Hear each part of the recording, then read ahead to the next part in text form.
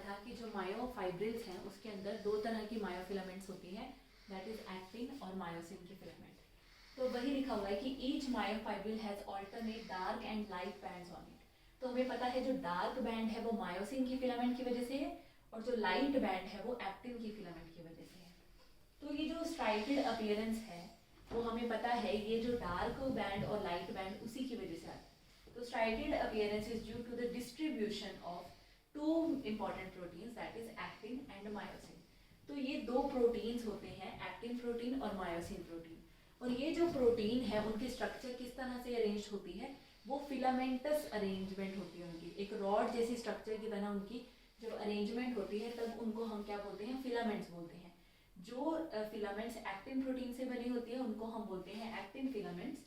ठीक है, actin filaments हमें पता है उनकी अपीयरेंस थिन होती है, इसीलिए एक्टिन फिलामेंट को हम थिन फिलामेंट बोलते हैं। पर वहीं पे जो मायोसिन की फिलामेंट्स होती हैं वो मोटी होती है, ठीक है, इसीलिए हम उनको क्या बोलते हैं, थिक फिलामेंट्स बोलते हैं। और इसी की वजह से मायोसिन जिसका बैंड थिक होता है, इसी वजह से ये डार्क अपीयरेंस शो करता है माइक्रोस्कोप के नीचे। और वहीं पे जो एक्टिन है वो पतला होता है, इसलिए माइक्रोस्कोप के नीचे वो लाइट कलर का बैंड दिखता है। ठीक है, और लाइट और डार्क बैंड ऑल्टरनेटिव होते हैं, इसीलिए मसल की किस तरह से अपीयरेंस होती है, स्ट्राइपेड। जैसे कि अगर मैं बताऊं, ये अगर एक्टिन है और ये मायोसिन है, ठीक है, ये एक्टिन फिर ये मायोसिन, एक्टिन फिर ये मायोसिन। और अगर ये हम माइक्रोस्कोप के नीचे देखें तो हमें क्या दिखेगा, लाइट बैंड फिर dark band, light band dark band, light band dark band. तो इस तरह से ये जो अपीयरेंस दिखी है वो क्या है, striated appearance, zebra striped pattern. अब डार्क बैंड और लाइट बैंड को हम थोड़ा और डिटेल में समझते हैं। हमें पता है डार्क बैंड कौन से प्रोटीन से बना है, मायोसिन प्रोटीन से। ठीक है, तो डार्क बैंड में कौन सा प्रोटीन है, मायोसिन प्रोटीन है। और डार्क बैंड का एक और नाम है दैट इज ए बैंड। तो डार्क बैंड को हम क्या नाम से जानते हैं, ए बैंड के नाम से भी जानते हैं। ए बैंड का मतलब क्या है, ए का मतलब है एन आइसोट्रोपिक। एन आइसोट्रोपिक का मतलब है कि वो आइसोट्रोपिक नहीं है, मतलब उसका जो सरफेस है वो स्मूथ नहीं है। जैसे अगर हम मैं मार्कर को रिप्रेजेंट कर रही हूँ, तो मार्कर का अगर मैं सरफेस देखूं तो ये क्या है, स्मूथ सरफेस है। तो ये कैसा सरफेस बोल सकते हैं, आइसोट्रोपिक सरफेस बोल सकते हैं। ठीक है, पर वहीं पे अगर मैं यहाँ पे कुछ ना कुछ प्रोजेक्शंस निकाल दूँ, कुछ ना कुछ उठा हुआ अगर हिस्सा होगा बीच बीच में, तो वो किस तरह का हो जाएगा, स्मूथ नहीं रहेगा। तो इस तरह का जो अपीयरेंस होता है, इस तरह का जो बैंड होता है, उसको हम क्या बोलते हैं, एन आइसोट्रोपिक बैंड। तो जो डार्क बैंड होता है उसमें मायोसिन होता है और उसको हम ए बैंड बोलते हैं, एन आइसोट्रोपिक बोलते हैं। क्योंकि मायोसिन की स्ट्रक्चर अब हम डिटेल में जब पढ़ेंगे तो हमें पता चलेगा, मायोसिन के जो हेड होते हैं वो हमेशा फिलामेंट के बाहर की तरफ प्रोजेक्ट आउट होते रहते हैं। ठीक है, तो मतलब ये मायोसिन के फिलामेंट है और उसके हेड बाहर की तरफ है। ठीक है, तो ये हेड बाहर की तरफ होने की वजह से उसका जो सरफेस है वो स्मूथ नहीं दिखता, इसीलिए हम मायोसिन के बैंड को बोलते हैं ए बैंड या फिर एन आइसोट्रोपिक बैंड। और वहीं पे अगर हम लाइट बैंड की बात करें, तो लाइट बैंड हमें पता है कौन से प्रोटीन से बना होता है, एक्टिन प्रोटीन से बना होता है। और इसको हम क्या नाम देते हैं, आई बैंड या फिर आइसोट्रोपिक बैंड। क्योंकि एक्टिन की फिलामेंट के अंदर कोई भी हेड लाइक स्ट्रक्चर नहीं होता, तो हेड नहीं होता, इसी वजह से उसका जो सरफेस है वो स्मूथ अपीयर होता है, इसीलिए हम एक्टिन के बैंड को क्या बोलते हैं, आई बैंड या फिर आइसोट्रोपिक बैंड। तो अब तक आपको ये क्लियर हो गया होगा कि जो मायोफाइब्रिल है उसके अंदर दो फिलामेंट्स देखने को मिलती है, एक होती है थिन फिलामेंट्स और एक होती है thick filament. Thin filament actin protein की बनी होती है और जो थिक फिलामेंट होती है वो मायोसिन प्रोटीन की बनी होती है। ठीक है, और ये जो एक्टिन फिलामेंट को थिन फिलामेंट बोलते हैं और मायोसिन की फिलामेंट को थिक फिलामेंट बोलते हैं। इन्हीं की ऑल्टरनेटिव अरेंजमेंट की वजह से जो स्केलेटल मसल है उसका अपीयरेंस कैसा रहता है, स्ट्राइटेड अपीयरेंस रहता है। डार्क बैंड मायोसिन का बना होता है, इसको हम ए बैंड या एन आइसोट्रोपिक बैंड बोलते हैं। और वहीं पे जो लाइट बैंड होता है वो एक्टिन प्रोटीन का बना होता है, उसको हम आई बैंड या आइसोट्रोपिक बैंड के नाम से भी जानते हैं। ठीक है, आई होप दैट्स क्लियर ना। अब हम एक्टिन और मायोसिन प्रोटीन के स्ट्रक्चर को अब डिटेल में देखने वाले हैं, और इन्हीं को डिटेल में देखने के बाद आपके ये पॉइंट्स भी क्लियर हो जाएंगे कि क्यों हम एक्टिन के जो बैंड को आइसोट्रोपिक बोलते हैं और मायोसिन के बैंड को एन आइसोट्रोपिक बैंड बोलते हैं। तो अगर हम एक्टिन के स्ट्रक्चर देखें तो एक्टिन और मायोसिन दोनों ही क्या है, प्रोटीन है, ठीक है। इसीलिए जब कोई भी पर्सन जिम कर रहा होता है या बॉडी बनाने की कोशिश कर रहा होता है तो they take protein as a source, ठीक है। तो प्रोटीन सब्सटीट्यूएंट्स वो लेते हैं ताकि उनके मसल डेवलप हों, क्योंकि प्रोटीन से ही मसल बने होते हैं, ठीक है। तो ये जो एक्टिन और मायोसिन है वो दोनों ही क्या है, प्रोटीन है, ठीक है। एक्टिन और मायोसिन दोनों प्रोटीन है, और प्रोटीन्स किस तरह के प्रोटीन है, ये है पॉलीमेरिक प्रोटीन, ठीक है। तो कुछ प्रोटीन्स होते हैं मोनोमेरिक प्रोटीन और कुछ प्रोटीन्स होते हैं पॉलीमेरिक प्रोटीन। अब मोनोमर और पॉलीमर को पहले समझते हैं। मोनोमर होता है एक सब यूनिट, ठीक है। मोनोमर क्या होता है, एक सब यूनिट। अगर सिर्फ एक चीज से प्रोटीन मिलके बना है तो वो होता है मोनोमरिक प्रोटीन, ठीक है। पर वही मोनोमर अगर रिपीट हो रहा है, ठीक है, मतलब बहुत सारे जब मोनोमर जुड़ के कोई प्रोटीन बना रहे हैं तो उसको हम क्या बोलते हैं, पॉलीमेरिक प्रोटीन, ठीक है। तो एक्टिन और मायोसिन दोनों ही क्या है, पॉलीमेरिक प्रोटीन है। पॉलीमेरिक प्रोटीन है तो मतलब इनका कोई ना कोई मोनोमर तो होगा। तो एक्टिन प्रोटीन के मोनोमर को हम क्या बोलते हैं, जी एक्टिन या फिर ग्लोब्यूलर एक्टिन। तो हम यहाँ पे देख सकते हैं कि जो जी एक्टिन है वो मोनोमर है। बहुत सारे जी एक्टिन मिलके क्या बनाते हैं, एफ एक्टिन, जिसको हम क्या बोलते हैं, फिलामेंटस एक्टिन। और एफ एक्टिन, दो एफ एक्टिन जब एक दूसरे पे ट्विस्ट कर जाते हैं, जैसे डीएनए के दो स्ट्रैंड्स होते हैं वो दोनों एक दूसरे पे हेलिकली ट्विस्ट कर जाते हैं, वैसे ही दो एफ एक्टिन एक दूसरे पे हेलिकली जब ट्विस्ट कर जाते हैं तो वो क्या बना देते हैं, एक्टिन की फिलामेंट बना देते हैं। तो यहाँ पे अगर आप देखें ये क्या है, एक मोनोमर है जी एक्टिन। तो जी एक्टिन के पास एक एक्टिव साइट होती है जिसको हम क्या बोलते हैं, मायोसिन बाइंडिंग साइट।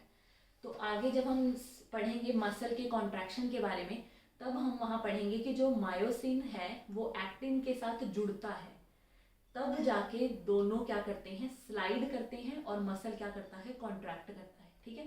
तो एक्टिन को मायोसिन से जुड़ना है तो एक्टिन के पास मायोसिन से जुड़ने के लिए कोई जगह होनी चाहिए, उसी को हम क्या बोलते हैं, एक्टिव साइट या फिर मायोसिन बाइंडिंग साइट। तो जी एक्टिन के अंदर वो साइट होती है। और हमें पता है बहुत सारे जी एक्टिन मिल के क्या बना देते हैं, एफ एक्टिन बना देते हैं। और दो एफ एक्टिन, दो फिलामेंटस एक्टिन जब एक दूसरे पे ट्विस्ट कर जाते हैं तो वो एक्टिन की फिलामेंट बना देते हैं। तो यहाँ पे देख सकते हैं दो एफ एक्टिन एक दूसरे के ऊपर हेलिकली ट्विस्ट कर गए हैं।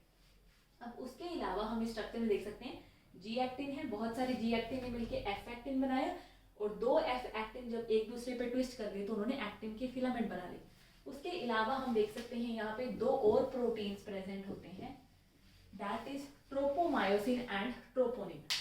तो ये जो थ्रेड लाइक स्ट्रक्चर है जो पूरे के पूरे एक्टिन फिलामेंट पे प्रेजेंट है, पूरे के पूरे एक्टिन पे थ्रू आउट इट्स लेंथ जो प्रेजेंट है, उस प्रोटीन को हम क्या बोलते हैं, ट्रोपोमायोसिन। तो दो फिलामेंटस जो प्रोटीन के थ्रेड होते हैं, जो कि ट्रोपोमायोसिन प्रोटीन के थ्रेड्स हैं, वो उसके थ्रू आउट लेंथ प्रेजेंट होते हैं, उसको हम क्या बोलते हैं, ट्रोपोमायोसिन। और वहीं पे ट्रोपोनिन जो प्रोटीन है वो इस तरह से है, ट्राइमेरिक प्रोटीन दिखाया गया है, ठीक है। तो ये ट्रोपोनिन है। तो ये जो ट्रोपोनिन प्रोटीन है ये ट्रोपोमायोसिन के ऊपर प्रेजेंट होता है, पर आप डायग्राम में भी देख सकते हैं ये जो ट्रोपोनिन है ये पूरे के पूरे फिलामेंट पे प्रेजेंट नहीं है, ये बीच बीच में रेगुलर इंटरवल्स में प्रेजेंट है, ठीक है। तो इस तरह से हमने देखा कि जी एक्टिन मिलके एफ एक्टिन बनाते हैं। एफ एक्टिन जब दो एफ एक्टिन एक दूसरे पे हेलिकली कॉइल कर जाते हैं तो वो एक्टिन के फिलामेंट बनाते हैं, और उन दोनों एफ एक्टिन के ऊपर एक और प्रोटीन की फिलामेंट रन करती है थ्रू आउट इट्स लेंथ, जिसका नाम है ट्रोपोमायोसिन। और ट्रोपोमायोसिन के ऊपर कुछ कुछ जगह पे कुछ कुछ इंटरवल्स पे हमें ट्रोपोनिन प्रोटीन देखने को मिलता है। अब ये ट्रोपोनिन का फंक्शन आप समझिए, ये ट्रोपोनिन करता क्या है, ये ट्रोपोनिन एक्टिन को मायोसिन से जुड़ने से रोकता है, ठीक है। तो मतलब क्या है, जब भी मसल कॉन्ट्रैक्ट करेगा, मसल कॉन्ट्रैक्ट करने का मतलब है एक्टिन को मायोसिन से जुड़ना होगा, तो उस टाइम पे ट्रोपोनिन का स्ट्रक्चर चेंज हो जाता है, ठीक है। तो ट्रोपोनिन का स्ट्रक्चर जो पहले है वो चेंज होगा, तभी ट्रोपोनिन वहाँ से एक्टिन को मायोसिन से जुड़ने देगा। तो ट्रोपोनिन का काम क्या है, ब्लॉक करके रखना, ठीक है। तो ट्रोपोनिन मायोसिन बाइंडिंग साइट जो जी एक्टिन पे प्रेजेंट होती है उस जगह को, उस साइट को ढक के रखता है ताकि एक्टिन मायोसिन से जुड़ ना पाए, ठीक है। So that is all about actin. अब उसके बाद मायोसिन प्रोटीन। तो सेकेंड इंपॉर्टेंट प्रोटीन जो मसल की स्ट्रक्चर में इंपॉर्टेंट रोल प्ले करता है और उसके कॉन्ट्रैक्शन में, वो है मायोसिन। तो मायोसिन जो प्रोटीन है वो भी एक पॉलीमेरिक प्रोटीन है। पॉलीमेरिक प्रोटीन है तो मतलब इसका कोई पर्टिकुलर मोनोमर होगा। तो मायोसिन का जो मोनोमर है उसको हम क्या बोलते हैं, मीरोमायोसिन, ठीक है। मायोसिन के मोनोमर को क्या बोला जाता है, मीरोमायोसिन। अब ये जो मीरोमायोसिन है उसकी स्ट्रक्चर में दो इंपॉर्टेंट पार्ट्स हमें देखने को मिलते हैं। एक है ग्लोबुलर हेड और शॉर्ट आर्म होती है, और दूसरा पार्ट कौन सा है, टेल। तो ये स्ट्रक्चर है मीरोमायोसिन का। तो यहाँ पे हम देख सकते हैं ये टेल है और ये क्या है, दो ग्लोबुलर हेड है और ये उनकी शॉर्ट आर्म या क्रॉस आर्म रीजन है जो हेड को टेल से जोड़ के रखती है, ठीक है। अब ये जो ग्लोबुलर हेड और शॉर्ट आर्म है इसको कलेक्टिवली हम क्या बोलते हैं, HMM बोलते हैं, that is heavy meromyosin. HMM मतलब हैवी मीरोमायोसिन। और टेल रीजन को हम क्या बोलते हैं, LMM, that is light meromyosin region. तो मीरोमायोसिन का स्ट्रक्चर काफी सिंपल था कि मीरोमायोसिन के स्ट्रक्चर में दो पार्ट्स होते हैं। मीरोमायोसिन क्या है, मोनोमर है मायोसिन का, और ये बहुत सारे मीरोमायोसिन से जुड़ के क्या करते हैं, मायोसिन के फिलामेंट को तैयार करते हैं। तो मीरोमायोसिन के दो पार्ट्स होते हैं, ग्लोबुलर हेड होता है छोटी सी आर्म के साथ, या फिर उसको हम क्रॉस आर्म बोल सकते हैं, और उसके पास टेल रीजन होता है। अब ग्लोबुलर हेड को हमें समझना पड़ेगा, क्योंकि ये जो ग्लोबुलर हेड वाला पार्ट है, इस ग्लोबुलर हेड में हम देख सकते हैं कुछ साइट्स प्रेजेंट है। जैसे जी एक्टिन के पास यहाँ पे मायोसिन बाइंडिंग साइट थी, वैसे ही मायोसिन के टॉप के ऊपर, हेड के बिल्कुल ऊपर क्या प्रेजेंट है, एक्टिन बाइंडिंग साइट। तो अब हमें यहाँ से समझ में आ गया कि जो एक्टिन है वो मायोसिन के साथ जुड़ेगा, इसीलिए जी एक्टिन के पास मायोसिन बाइंडिंग साइट है और मायोसिन के हेड के पास क्या है, एक्टिन बाइंडिंग साइट है। अब उसके अलावा यहाँ पे और साइट प्रेजेंट है हेड में, that is ATP binding site. हमें पता है हमारी बॉडी कोई भी काम करने के लिए एनर्जी यूज करती है, और एनर्जी हमारी बॉडी में एटीपी, एडेनोसिन ट्राइफॉस्फेट की फॉर्म में स्टोर रहती है, ठीक है। तो मसल जब कॉन्ट्रैक्ट करते हैं तो उनको भी एनर्जी की जरूरत होती है, ठीक है। तो ये जो एटीपी बाइंडिंग साइट है यहाँ पे एटीपी एनर्जी बाइंड करती है, और जब वो एटीपी टूटती है तब जाके एक्टिन और मायोसिन एक दूसरे से जुड़ते हैं और मसल कॉन्ट्रैक्ट कर पाते हैं। अब देखिए एटीपी को तोड़ना है, ठीक है। तो हमें किसी भी चीज को तोड़ने के लिए, जोड़ने के लिए बॉडी में एंजाइम्स की जरूरत पड़ती है, ठीक है। तो एटीपी बाइंडिंग साइट पे एटीपी तो जुड़ जाएगा, पर एटीपी को तोड़ना पड़ेगा तभी मसल कॉन्ट्रैक्ट करेंगे। उस एटीपी को तोड़ने के लिए जो एंजाइमेटिक एक्टिविटी हमें चाहिए, वो एंजाइम हमें चाहिए, दैट इज एटीपीएज। एटीपीएज का मतलब है एटीपी को तोड़ने वाला एंजाइम।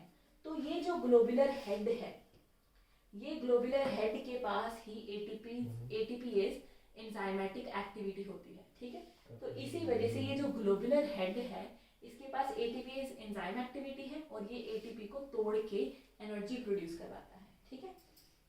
तो that is all about the actin and myosin structure. और उसके अलावा एक और पॉइंट कि एक्टिन की फिलामेंट हमें पता है थिन होती है और मायोसिन की फिलामेंट थिक होती है। तो इनके अगर डायमीटर की बात करें तो एक्टिन की फिलामेंट का डायमीटर होता है 1 नैनोमीटर, और वहीं पे मायोसिन की फिलामेंट का डायमीटर होता है 16 नैनोमीटर। इसीलिए एक्टिन की फिलामेंट को हम थिन फिलामेंट बोलते हैं और मायोसिन के फिलामेंट को हम बोलते हैं थिक फिलामेंट।